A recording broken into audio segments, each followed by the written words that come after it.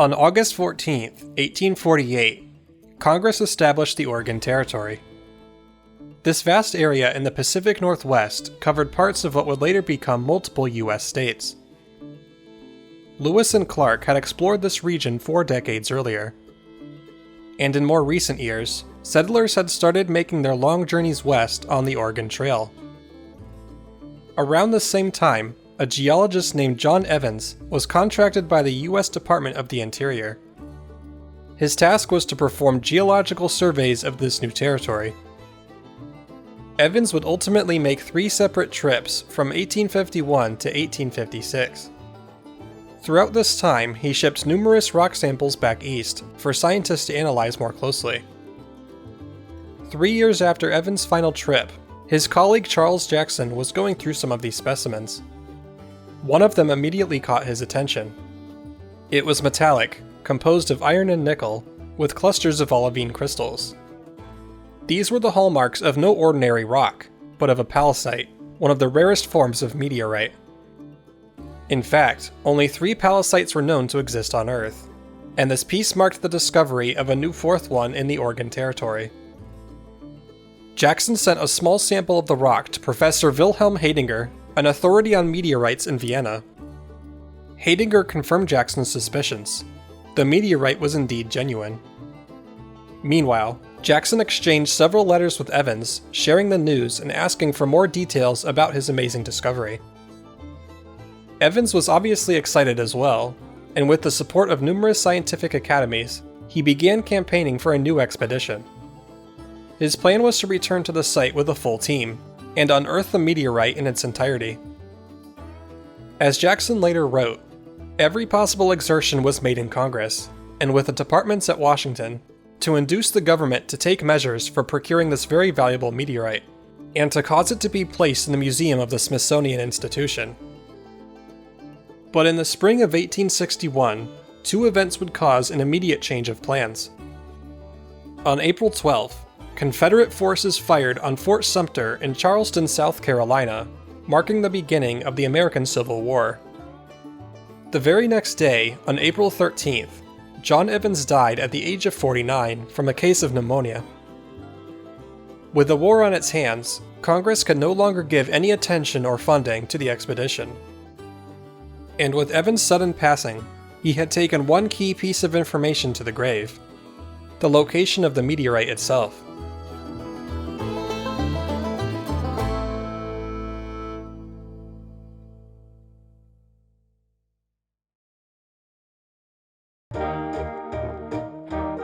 Prior to Evans' death, Jackson asked him what the meteorite had looked like and where he had found it. Since Evans hadn't recorded it in his journal at the time, he had to recall the details from memory. He said that the meteorite stood about 4 or 5 feet out of the ground, with most of it buried in the mountainside. The total weight was estimated to be around 10 or 11 tons. As for the location, he wrote, "The locality is about 40 miles from Port Orford, in the mountains which rise almost directly from the coast." Port Orford was a small seaport on the Pacific coast, and in the short time since Evans' return, it had become a part of the newly established state of Oregon. The surrounding area was sparsely populated, with hundreds of square miles of mountains and dense forests. The meteorite was hidden somewhere in this proverbial haystack, but Evans seemed confident that he could relocate it.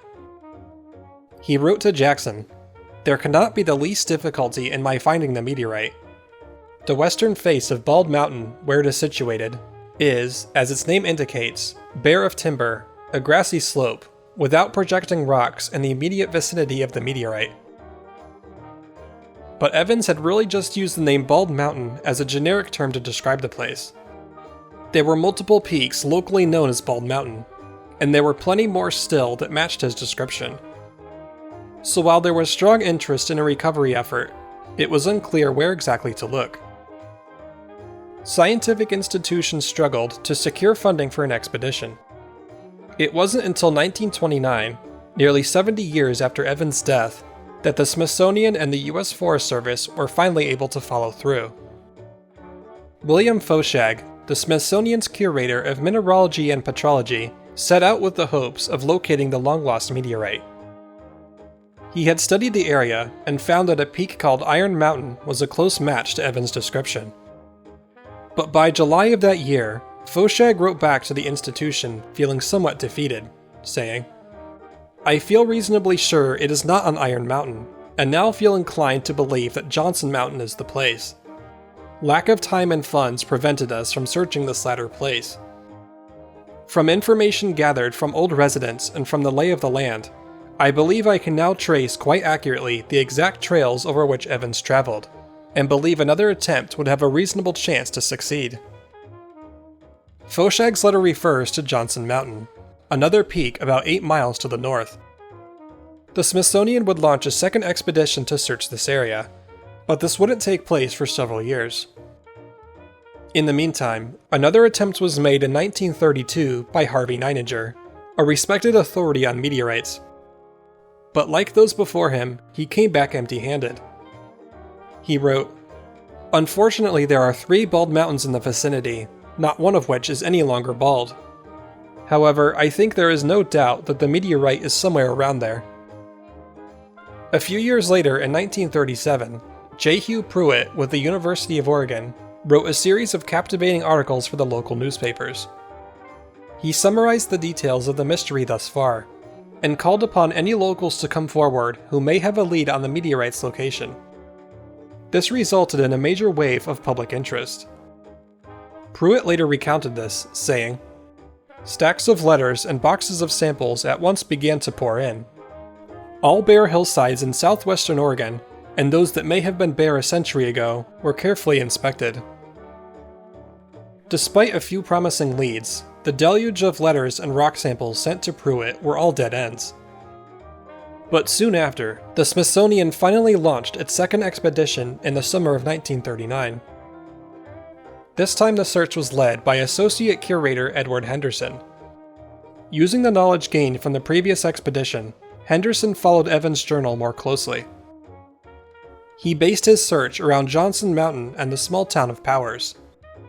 With help from the U.S. Forest Service and Portland State University, he was able to map out Evans' notes and determine the most probable hiking path that he took in 1856. Evans had camped near Powers Ranch on the evening of July 19th, and stayed there on July 20th. The description of his hike on July 21st perfectly matched the geography of Johnson Mountain. Henderson concluded that this was the most likely time and place that Evans had found the meteorite. He later wrote, "I walked from Powers to Port Orford looking for this meteorite and carrying a copy of Dr. Evans' diary to read. At times I was certain of being at the spot Dr. Evans visited. Nothing resembling a meteorite was found, and the private investigations made since then have failed also." And this was a growing pattern. 80 years had now passed since the meteorite was discovered. Yet with hundreds of people searching the mountains, not one of them had found a shred of evidence.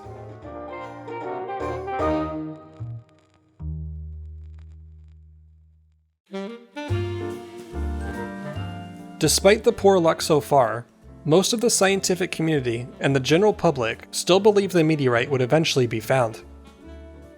A writer for the Coos Bay World wrote in 1962, "The lure of that missing missile from the skies remains to still draw men into the mountains in search of it.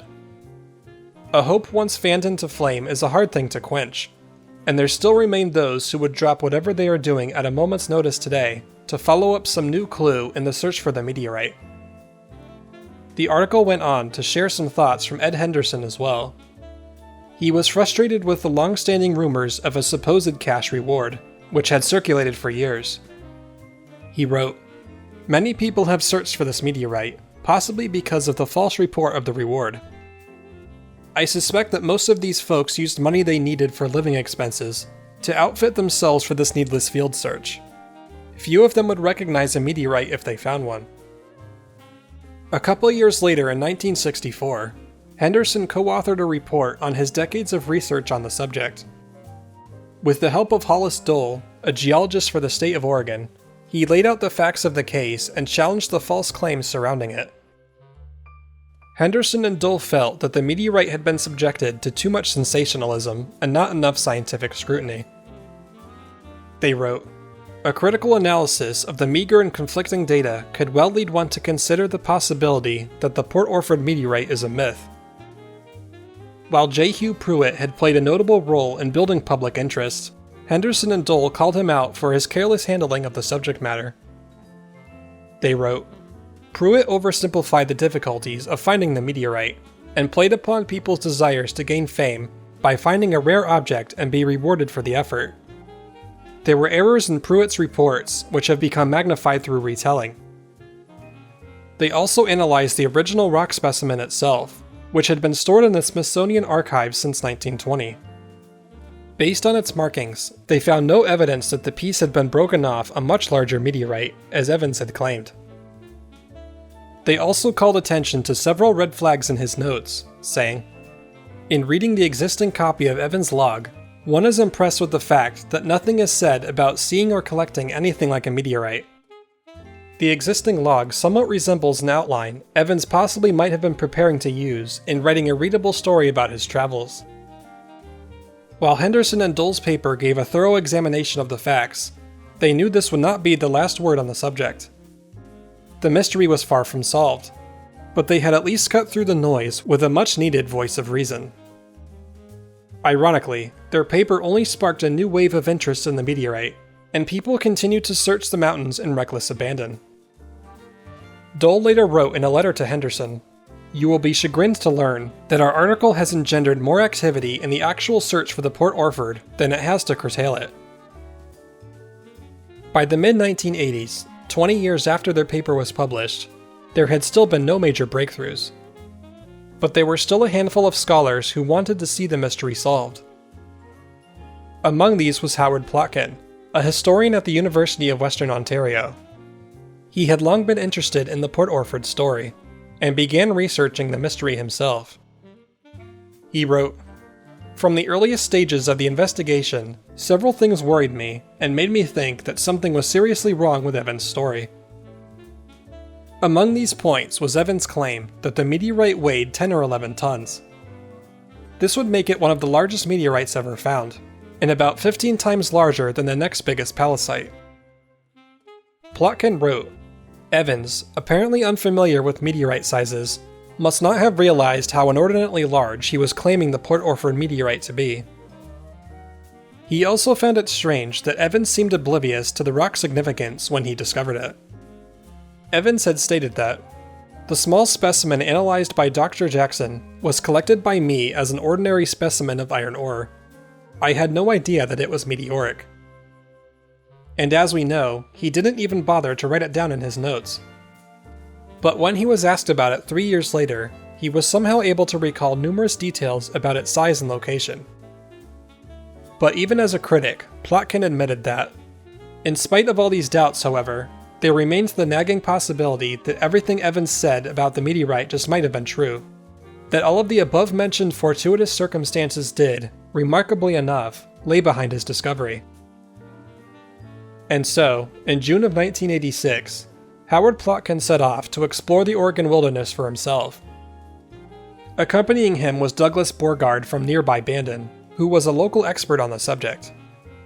Plotkin wrote, "We also were aware that hundreds of holiday adventurers had searched the area, and that various portions of the mountain had been logged since the 1950s. This led us to believe that if the meteorite were there, it must be hidden from view, either covered by vegetation or, worse, buried under feet of dirt by a mountainslide. We therefore decided to use magnetometers to aid us in our search." Plotkin and Borgard thoroughly searched the top of Johnson Mountain. But while they encountered a few strange readings, there was no indication of a singular metallic mass. Shortly after the trip, Plotkin visited the Smithsonian's meteorite collection in Washington, D.C., where he discussed the subject further with Ed Henderson. Later that year, he began exchanging letters with Roy Clarke, the Smithsonian's curator of meteorites, who encouraged him to keep digging. Plotkin reconvened with Doug Borgard in the following June of 1987. For their second expedition, they broadened their search and retraced Evans' steps more carefully. Plotkin later wrote, "The western prairie elevations of Johnson Mountain were even more favorable search areas than those of the previous year. The magnetometer readings in this entire area, however, were incredibly flat. Coming away empty-handed twice now, Plotkin knew it was time for a different approach. Perhaps the evidence of a hoax was hiding not in the mountains, but with John Evans himself.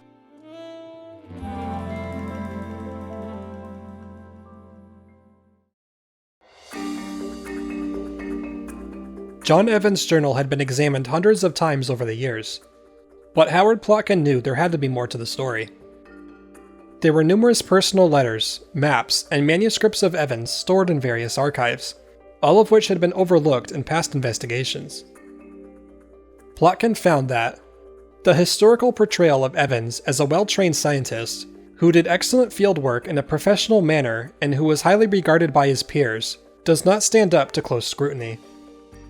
In many ways, Evans was poorly qualified to carry out the geological surveys for which he was commissioned. He was not a geologist by profession or training. There is no evidence that he knew anything more about geology than any interested and intelligent layman. Despite Evans' lack of formal training, he spent his early career joining respected geological survey teams. From 1847 onward, this work took him across great swaths of the Midwestern states and territories. Through this work, he earned a new job in 1851, his fateful task to survey the Oregon Territory. Although the government had been clear with Evans that he had to stay within a tight budget, he ignored these instructions and racked up a significant bill. He returned from his first exploration of the Oregon Territory in December of 1852. As he prepared for his second journey in the following April, Evans was simultaneously hired by the governor of the Washington Territory, Isaac Stevens. Stevens was studying one of multiple potential routes for a transcontinental railroad across the United States. Many years later, this would become the Northern Pacific route between St. Paul, Minnesota and Seattle, Washington. Since Evans was going west anyway, he accepted the job, happy to earn 2 paychecks for the same trip. But the account of this journey is concerning to say the least. Evans was highly aggressive toward the other geologists, to the point of outright bullying and attempting to sabotage their work. Additionally, the rock samples he brought back were clearly not the work of a professional. Joseph Leidy, at the University of Pennsylvania, studied these specimens and described them as nearly 2 tons, of which 800 pounds was thrown away as utterly worthless. Worse still, Evans never actually fulfilled his objectives for the railroad survey. When Governor Stevens asked him for the geological report, Evans claimed he lost it, then later admitted he never wrote it, but went on to make excuses and blame other people. He returned from this second trip in the fall of 1854. And again, he spent far beyond his approved budget. Plotkin noted that these kinds of difficulties, i.e., superficial fieldwork, unprofessional conduct, and financial problems, were in evidence from the beginning of Evans' career, and would continue to plague him throughout.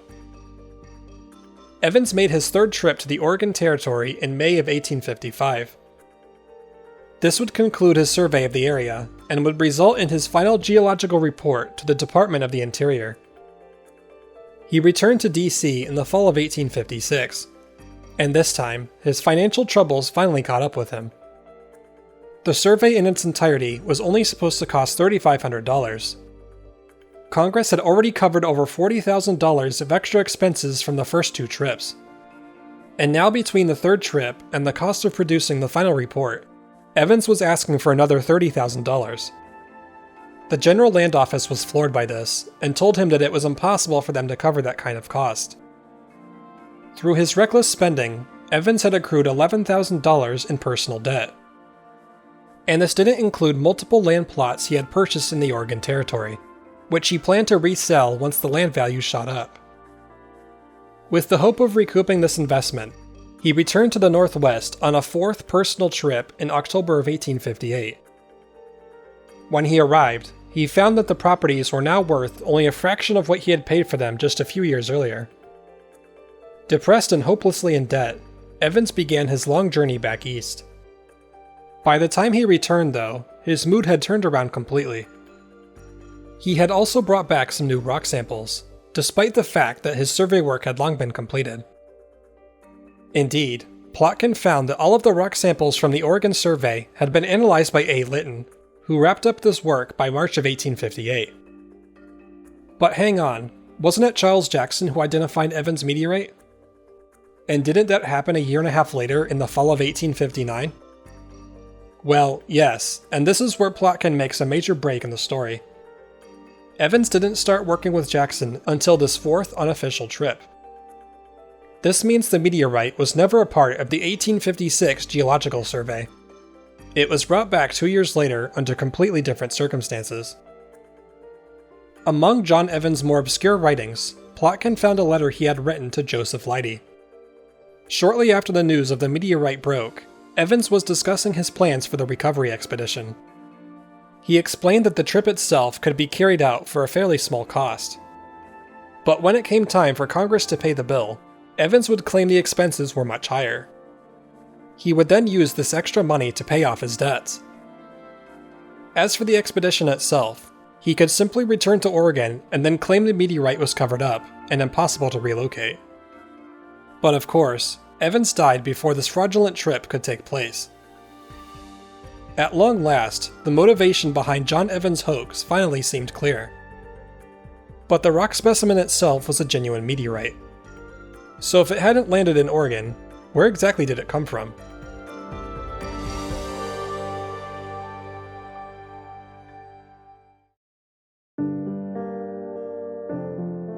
In Evans' time, only 3 palisite meteorites were known to exist on Earth. One was found in Siberia, another in Belarus, and a third in Chile. None of these were anywhere near Port Orford, Oregon. But given the options, South America seemed like the most plausible match. Ed Henderson had actually theorized about this previously, and encouraged Plotkin to look into it further. The meteorite in Chile, known as the Imilac, was unique among the known palisites. Rather than being one large chunk, it had exploded on its way through the atmosphere. For this reason, the Imilac was incredibly fragmented, with pieces scattered across a vast area of the Atacama Desert.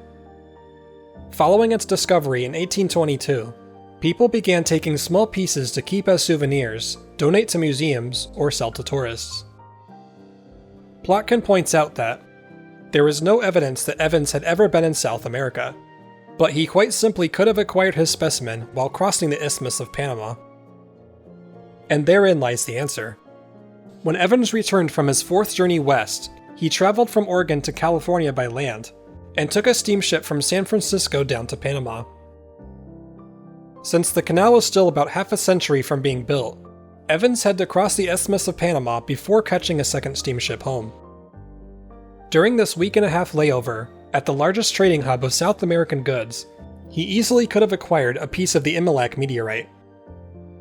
Plotkin adds more depth to this theory, saying, Evans' dramatic change of mood at precisely that time, and his acknowledgement that he had added interesting specimens to his geological collection, suggests that he acquired the meteorite between the time he left Oregon and the time he returned to Washington, D.C. Having concluded his research, Howard Plotkin sent an early draft of his paper to the Smithsonian in the late summer of 1987. These findings fascinated Roy Clarke and his colleagues, including Vagn Buchwald, who was visiting from the Technical University of Denmark. Buchwald was an expert on the Imilac meteorite, and an enthusiast of the Port Orford story. Armed with Plotkin's new findings, he and Clarke took on the task of proving the theory scientifically.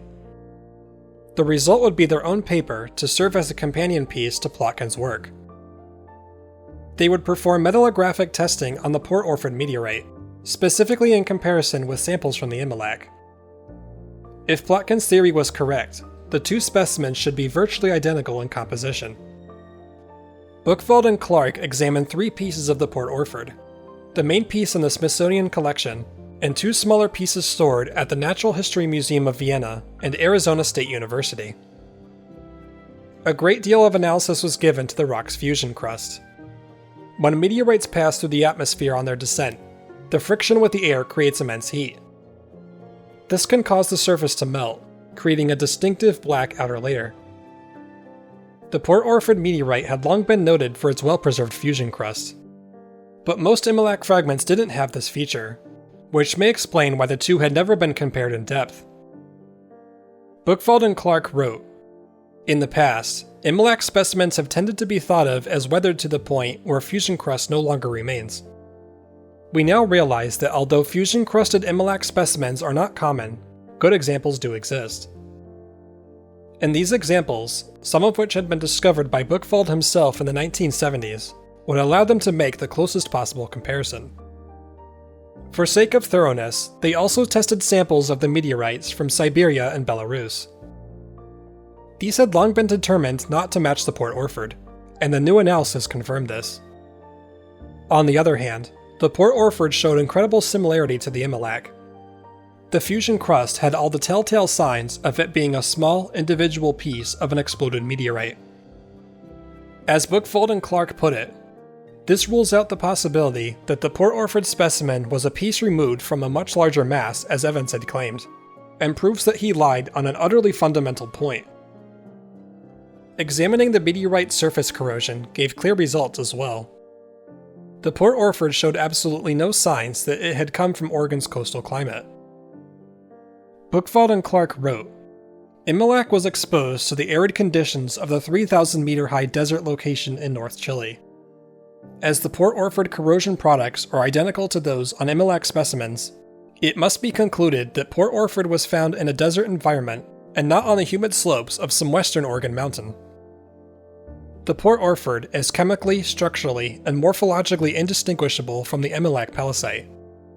Considering all of these factors in concert with the evidence Plotkin has marshaled, convinces us that the Port Orford meteorite is an immolac specimen, and that Evans perpetrated a deliberate hoax using an individual from the immolac shower as bait." Plotkin's historical analysis and Buchwald and Clarke's scientific study were published together by the Smithsonian Institution in January of 1993. As far as the scientific community was concerned, this finally closed the case after more than 130 years of mystery.